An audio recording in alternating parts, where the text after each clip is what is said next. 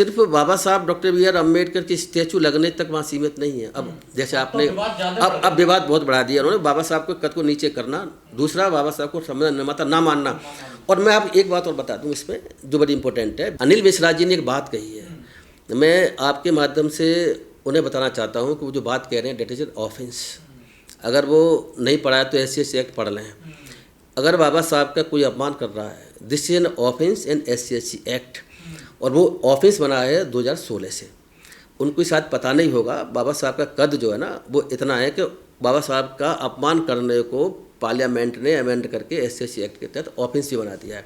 वो ये उनका ये कहना है कि उन्होंने कुछ नहीं किया, उनका ये कहना है कि वो कुछ नहीं थे, बेकार इंसान थे, उनका ये कहना डिग्री विग्री सब उनके ऐसे ही हैं। उनका मैंने सुना उन्होंने ये भी कहा हुआ है कि उनसे जो है हम भारत रत्न लेकर के और BN राव को दिया जाएगा, भारत रत्न लेकर के BN राव को दिया जाएगा। उन्हें ये नहीं पता कि बाबा साहब को संविधान बनाने की वजह से भारत रत्न नहीं मिला हुआ, संविधान के अलावा जो और उनके काम है उसकी वजह से भी शामिल, वो भी शामिल है भारत रत्न देने में।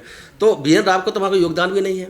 तो इस तरीके से वो जो मैं आपको एक सेक्शन बताता हूँ SC एक्ट का जो इसको ऑफेंस बनाता है और उसमें क्या लिखा हुआ है। और अगर कोई चाहे तो क्या नादानी है वकीलों की है? बिल्कुल नादानी है। उन्हें ना तो देखो संविधान पढ़ रखा, ना संविधान सभा की डिबेट पढ़ रखी, ना बाबा साहब BN राव के बारे में उन्हें खास ज़्यादा पता है, ना SC एक्ट पढ़ रखा जो आज के समय बाबा साहब का अपमान करने को, जो कि दलित लोग SC लोग उनको हाई स्टीम पर रखते हैं, ऑफेंस भी बनाया गया जिसमें 5 साल तक की सजा है। ये बात ध्यान रखनी चाहिए। अब तो सर ग्वालियर कोर्ट में उन्होंने डंडे दीवारों पे लटका दिए हैं, वो उनका क्या मतलब है सर? ये बात आप कह रहे हैं, मैंने भी कहीं सुना है, कुछ जगह वीडियो में देखा हुआ है। देखो ऐसा है कि इसमें तो हाई कोर्ट के चीफ जस्टिस और हाई कोर्ट की फुल कोर्ट और भारत के सुप्रीम कोर्ट और भारत के होम मिनिस्ट्री और प्राइम मिनिस्टर और वहाँ के जो है चीफ मिनिस्टर, इस पर कांग्रेस तुरंत लेना चाहिए। टोटल इलीगल काम चल रहा है। हाई कोर्ट के अंदर भी अगर हाई कोर्ट के चीफ जस्टिस इस वक्त बैठे हुए हैं, दंडों के इकट्ठे हो जाने देंगे और इस तरह से काम करने देंगे तो ये गवारा नहीं है किसी भी तरीके से। तो ये अनकॉन्स्टिट्यूशनल एक्ट है, इलीगल भी है, ऑफेंस भी है। किसी भी एडवोकेट को, किसी को ये अधिकार नहीं है कि अपनी बात रखते रखते वो हिंसा पर उतारू हो जाएं और हाई कोर्ट के अंदर डंडा इकट्ठे कर लें जिससे कि और साइड के लोगों को अपनी बात रखने से रोका जा सके। देखो मैं आपसे फिर कहूँगा कि मेरी ये डिमांड है प्राइम मिनिस्टर से भी, भारत के राष्ट्रपति से भी, supreme court chief justice Gavai साहब से भी, हाई कोर्ट चीफ जस्टिस इस वक्त जो उनसे भी, गवर्नर से भी, मध्य प्रदेश हाई कोर्ट के गवर्नर और प्राइम चीफ मिनिस्टर से भी, कि तुरंत इस चीज़ को रोकें। देश में करवाट नहीं आनी चाहिए। सबके अपनी बात रखने का हक है तो वो रख रहे हैं, लेकिन डंडा इकट्ठा करना, हिंसा की सहारा लेने की आवश्यकता नहीं है।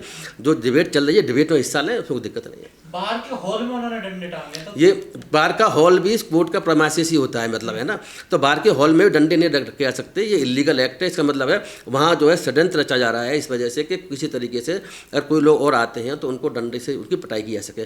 तो हिंसा का सहारा लेने का ये प्रयास है, ये षड्यंत्र है। और ये एक तरीके से उन्होंने एक प्लानिंग कर ली है कि हम कुछ ना कुछ इनके खिलाफ करने जा रहे हैं दूसरे पक्ष के लोगों के साथ में। तो मैं फिर कहूँगा कि इसको तुरंत ही सरकार को और कोर्ट को इसको रोकना चाहिए। मतलब वक्त के साथ छेड़छाड़ संविधान के साथ छेड़छाड़ है।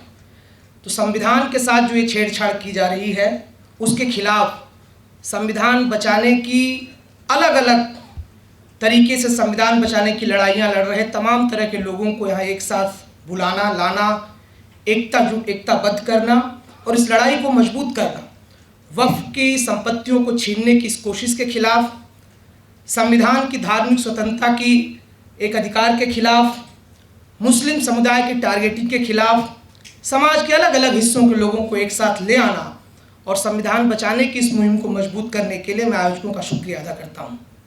मैं आज के मौके पे याद करूँगा प्रोफेसर अली खान महमूदाबाद को पहले, जिनको आप लोगों ने देखा होगा पिछले दिनों जिस तरह से सोशल मीडिया पोस्ट के चलते जिस तरह से उनको गिरफ्तार किया गया, जिस तरह से मुकदमे लगाए गए, वो हमको पता है, ये हम सभी लोग जानते हैं ये क्यों हो रहा है।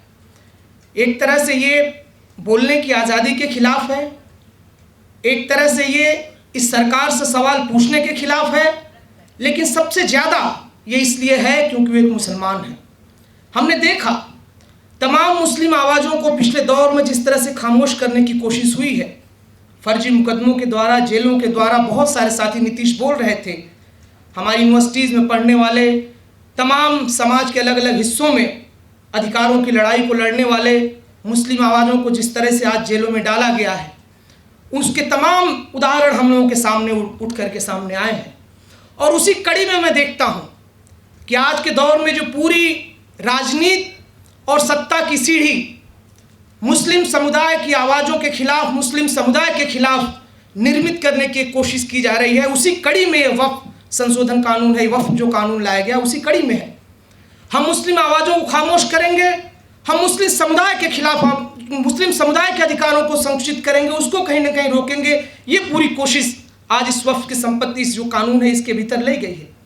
2006 में सच्चर कमेटी ने कहा था कि जो आपकी वक्फ की संपत्तियां हैं, उनका योगदान, उनका सीधा योगदान मुस्लिम समाज के कल्याणकारी योजनाओं से जुड़ा हुआ है, मुस्लिम समाज की बेहतरी के लिए इसका इस्तेमाल होता है। इसलिए जो वक्फ की अधिकार हैं उनको, एक तो वक्फ को और ज़्यादा संसाधन प्रोवाइड करने चाहिए, वक्फ के अधिकारों को और कानूनी मजबूती दी जानी चाहिए, ताकि मुस्लिम समाज के भीतर जो उनकी बेहतरी के लिए जो काम किए जा रहे हैं उन कामों को और मजबूत किया जा सके। लेकिन ठीक उसका उलट किया जा रहा है। ये जो कानून बना, ये ठीक इसके उलट है। और ये देखने की बात है, ये सोचने की बात है कि क्यों है। ये इसीलिए है क्योंकि कहीं ना कहीं वक्फ की संपत्तियों पर जिस तरह से छीनना चाहते हैं, वो मुस्लिम समुदाय की बेहतरी को एक तरह से रोक देना चाहते हैं, मुस्लिम समुदाय की बेहतरी के लिए किए जा रहे कामों को रोक देना चाहते हैं।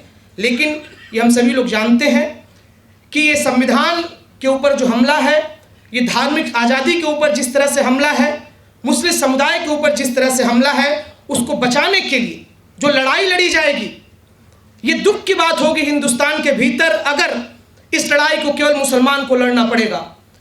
जो लोग भी इस देश के भीतर संविधान का राज चाहते हैं, जो लोग भी इस देश के भीतर अधिकारों की आवाज़ को उठाना चाहते हैं, जो लोग भी इस देश के भीतर एक न्यायपूर्ण व्यवस्था चाहते हैं, उन सभी लोगों को एकजुट होकर के इस लड़ाई में साथ आना पड़ेगा। इस संशोधन के खिलाफ, इस बिल के खिलाफ आवाज़ उठानी पड़ेगी।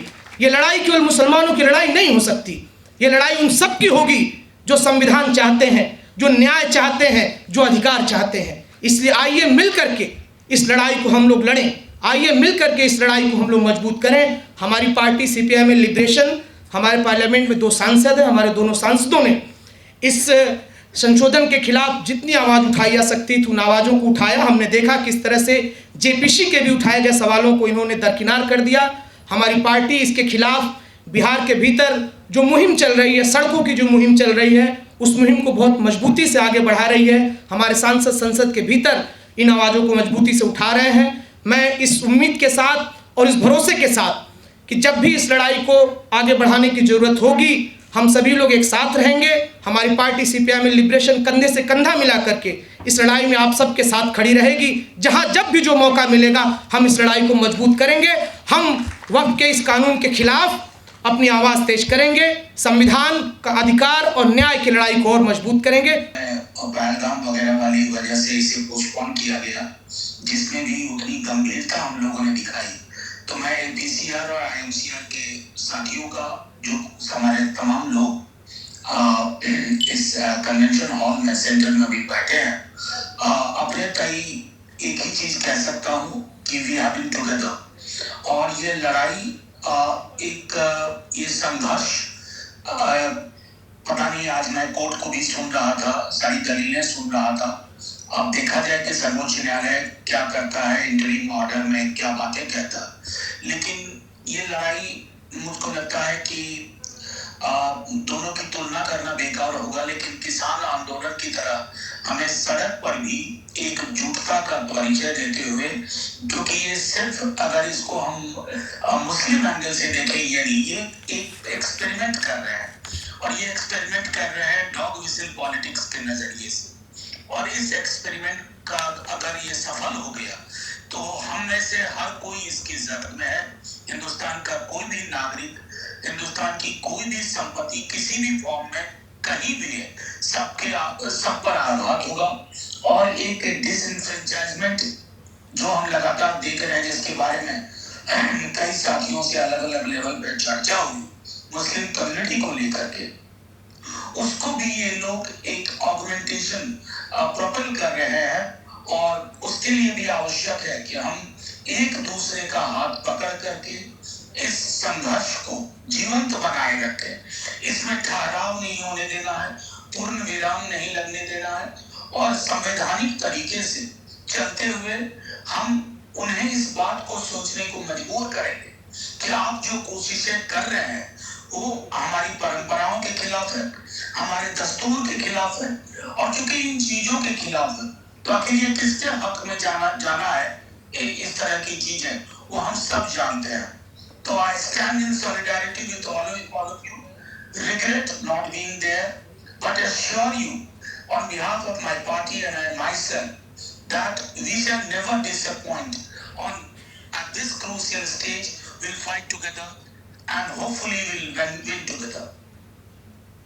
थैंक यू शुक्रिया मनोज भाई।